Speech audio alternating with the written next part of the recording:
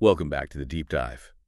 Sometimes we think the really valuable stuff, the life-changing insights, are hidden away in, dense academic texts. But often, the biggest shifts, they come from understanding the mechanics of our own hearts, our own minds. Today, we're diving into something quite special, Carnegie's Book of Happiness for Women.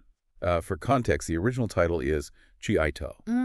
And our mission today isn't just, to give you a summary. It's really to pull out the practical, actionable wisdom here. This feels less like typical self-help and more like, a manual for building emotional resilience, maybe. Yeah. And better relationships. So if you're looking for a bit more contentment, especially when things feel chaotic outside, this might just be your blueprint. Yeah, and what really jumps off the page right away is this powerful emphasis on internal agency, on what you control. It just shifts the whole power dynamic. The book is incredibly clear. Circumstances don't dictate your happiness. Your response does.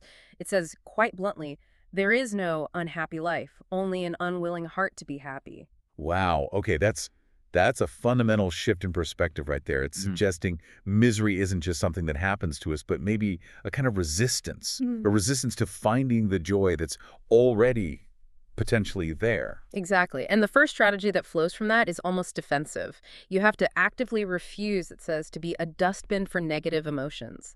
Think about that image. If you just let all the world's negativity pile up inside small slights, big worries, you're kind of willingly sabotaging yourself. Connecting that to the bigger picture, the sources frame happiness not as luck, but as something achieved, deliberately. It argues that women with high emotional intelligence, high EQ, are essentially set up for a good life because they know how to manage that internal space. Okay, let's unpack that. Internal control. Right. Because the book does offer some, surprisingly specific tools, especially around anxiety. The sources tackle worry head on. I mean, I was really stopped by the claim that, get this, 99% of what you worry about will not happen. It's staggering, isn't it? It really is. Right. Just hearing that statistic offers a kind of mental release, realizing how inefficient worry actually is. It does. And the source doesn't just see worry as like a mental burden, it frames it as a physical and social liability too. Worry gets called beauty's greatest nemesis. Nemesis, wow. Yeah, and it's not just a metaphor. Think about it. Constant worry makes us tense, our sleep suffers, our posture can slump. Chronic stress literally changes our facial expressions over time. The book really demands we see the physical cost of all that mental anguish. So if worry is the nemesis, what's the antidote? What does the book suggest we do about it? Well, interestingly, it's about confrontation, not avoidance. You don't try to just ignore the fear.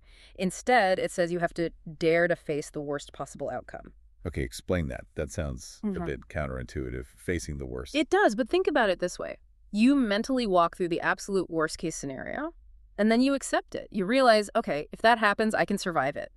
Once you accept that worst possibility, the psychological floor kind of drops out from under the worry. I see. That huge amount of emotional energy that was feeding the anxiety, that constant internal spinning, it gets freed up.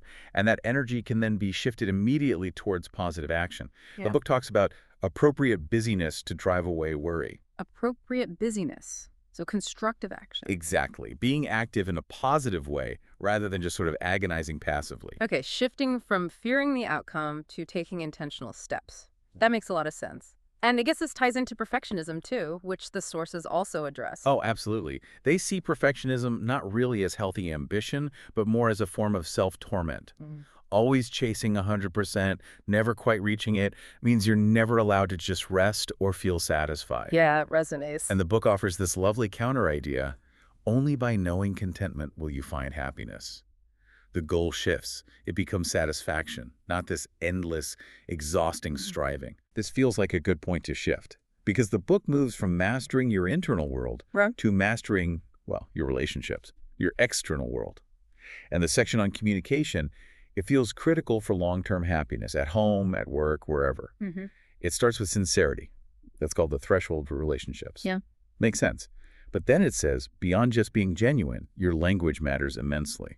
Yeah, and linking this to creating, sustained harmony, the advice is extremely practical. The rule is basically make praise a habit. Not fake flattery, but actually noticing and voicing genuine appreciation for what others do. Okay. A habit of praise. But what about when things go wrong?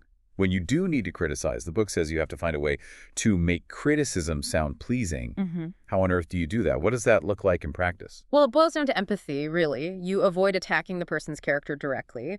You might use something like that classic sandwich technique. Start with sincere praise, then deliver the specific critique about the action or behavior, and then end on a positive, encouraging note. Right, the praise sandwich. Yeah. So instead of, you're always late, you're so irresponsible, which just puts someone on the defensive, Right. you might say something like, I really value how dedicated you are to the quality of your work. That's the praise. Moving forward, maybe we can find a system to nail down those deadlines so the team can start meetings on time. That's the specific behavior. I know you're committed, and I'm confident we can figure this out. That's the hopeful wrap-up. Okay. That preserves dignity while still addressing the issue. High emotional intelligence in action, right there. And this principle seems to get even deeper when the book talks about marriage and partnerships later on. It really does. The main goal becomes replacing blame with understanding. Nagging, for instance, is called out as a major taboo in marriage, probably because it just dwells on past mistakes instead of looking for future solutions. Right, and then there's that. Well, it's a fascinatingly specific idea about the sort of mutual exchange needed for validation in a close relationship, almost like a formula for emotional needs. It's very distinct, yeah. The source states women need pampering or cherishing, and men need worship or respect. Now, we could debate the wording, but the core idea seems less about old-fashioned gender roles and more about identifying primary emotional languages, maybe. For women, cherishing implies feeling safe, seen, emotionally cared for. For men, worship is strong, but context suggests it means deep respect for their efforts, their competence, their role. And the book basically argues that long-term happiness requires both partners to actively give that specific kind of validation to the other, which makes argument kind of pointless, doesn't it? The goal shifts to understanding. And as the book says, warm friendliness triumphs over violent storms, gentleness wins. It's a beautiful transition, actually. From external strategies back to internal growth. Let's talk about maturity. The source treats maturity not just as getting older, but as a perspective shift. It's called a form of beauty and capital. And a key sign of that maturity, accepting responsibility. Responsibility is the sign that you are becoming mature. Simple as that. But it's also about knowing your limits, making conscious choices by understanding when to let go. There's a great line, learning to give up is learning to choose. If you try to hold on to everything, you actually lose the power to focus on what truly matters. I think, for me, one of the most powerful emotional insights comes in how the book suggests we handle hardship. It doesn't say avoid misfortune or ignore it. It says you have to integrate it. That really is the core of deep resilience, isn't it? The book uses this incredible metaphor. It says, you must put hardship in the bread to taste it. Put hardship in the bread. Yeah. You don't eat the nice bread and then separately force down the bitter stuff. You bake the challenge into your sustenance. It becomes part of your growth. And this means, as the book advises, daring to face misfortune directly. That's presented as the true path to wisdom, to maturity. And presumably, once we develop that kind of internal maturity, the need for constant external approval starts to fade. Exactly. You start to reject living based solely on others' judgments. You embrace authenticity. The source reminds us, the original colors are the most beautiful. Be yourself. Be yourself. Which leads to a really practical question for you, listening right now. How often do you let external pressure, what others might think, how things might look, guide your choices, even practical ones? Interestingly, the source connects this self-worth directly to financial self-respect. It advises avoiding the awkwardness of running into debt simply by living within your means. That kind of financial discipline isn't framed as deprivation, but as another marker of maturity and internal self-respect. That internal focus carries through even into career advice, which feels very relevant today. It basically says, if you're unhappy in your job, try this first. Change your attitude rather than the job. That's critical, I think. It's so easy to just jump ship, look for a new environment. But if your internal approach, your mindset, your attitude remains negative or unengaged, that new job will probably end up feeling just as frustrating eventually. So what does changing your attitude look like in a job you don't love? Well, it could mean focusing on finding a mentor or dedicating yourself to really mastering one specific skill, even a small one. Or maybe redefining your contribution to the team, focusing on collaboration, regardless of the tasks themselves. Dedication, having clear personal goals within the job. These are presented as paths to workplace happiness.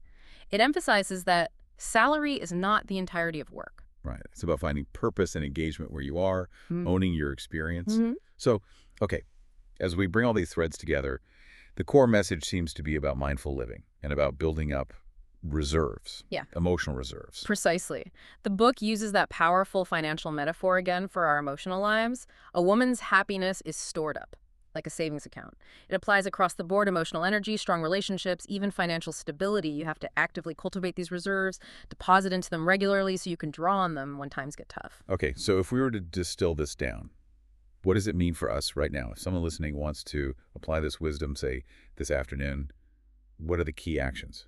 Based on the book, I think it comes down to three main things that feed that emotional savings account. First, really focus on enjoying the present moment actively. The woman who lives in the present is the happiest. Stop borrowing trouble from the future or dwelling on the past. Second, cultivate those relationships through genuine generosity. Good popularity comes from having a warm heart. That means being willing to give your time, your attention, your support. And third, prioritize rest and renewal. Don't wear burnout as a badge of honor. Actively rest. Say goodbye to fatigue. You simply can't maintain high EQ when you're running on empty. Actively rest. I like that. It implies choice. It feels like so much of modern life is about rushing forward, right? Yeah. Achieving the next goal, worrying about the next potential crisis. Mhm. We forget the power, the simple beauty of just being present. And there's one final piece of advice kind of tucked away in the sources that speaks directly to that relentless pace. It's a really provocative thought to leave you with today. Mm. It says, don't walk too fast, wait for the soul. Wow. Let that sink in. Yeah. Don't walk so fast that your inner self, your wisdom, your values, your sense of genuine contentment can't keep up. Allowing that internal part of you to catch up with your external actions. That pause, that alignment. Maybe that's the most profound step towards the kind of happiness this book describes. So whether it's about finally tackling that 99% of worry that likely won't happen, or maybe just pausing today to offer some genuine praise to someone, we hope this deep dive has given you some specific practical tools to start building that high emotional intelligence, maybe starting right now. Thanks so much for joining us.